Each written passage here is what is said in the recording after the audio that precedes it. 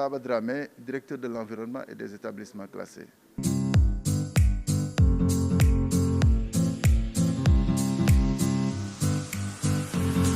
Le quatrième programme de préparation et de soutien au Fonds vert pour le climat.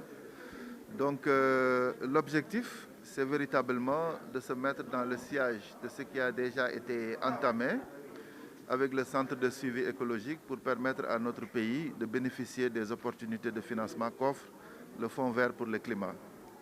Donc pour ce programme, nous avons la Banque agricole qui sera l'agence d'exécution et c'est une percée extrêmement importante pour le Sénégal parce que d'habitude, ce sont les entités publiques qui exécutaient ces programmes. Aujourd'hui, on a la chance d'avoir une banque, c'est-à-dire une institution financière qui finance le développement, qui va mettre en œuvre ce programme.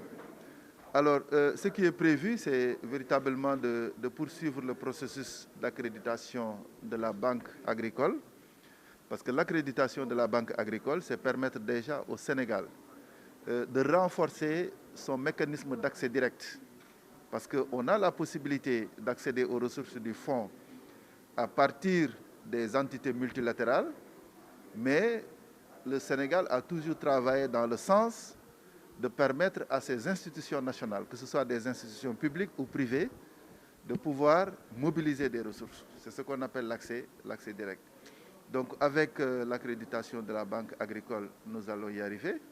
L'autre aspect qui est extrêmement important, c'est l'accompagnement de deux autres entités nationales, notamment le Fonds GIP et le Fonds 6 pour être accrédités en tant qu'entité de mise en œuvre du Fonds vert climat. Il y a naturellement d'autres activités qui vont concerner l'élaboration de projets. Parce que le support pour mobiliser les ressources du Fonds vert pour le climat, ce sont les projets. Donc on va travailler dans le sens d'améliorer la qualité des projets et de soumettre des projets bancables au Fonds vert pour le climat pour financement. Les autres aspects, c'est tout ce qui est renforcement de capacité de l'autorité nationale désignée, parce qu'il nous faut un cadre institutionnel très fort. Le processus est managé par l'autorité nationale désignée, qui est l'interface entre le pays et le Fonds vert pour le climat. Donc il faudrait que cette institution soit suffisamment renforcée pour pouvoir faire son travail correctement. Naturellement, il y a d'autres aspects de renforcement de capacité.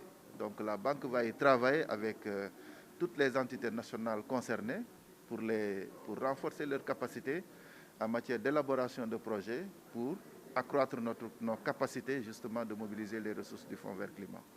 Actuellement, le seul projet qu'on va lancer, c'est le projet qu'on a rappelé tout à l'heure qui va travailler dans le cadre de la récupération des sols, n'est-ce pas, avec le centre de suivi écologique.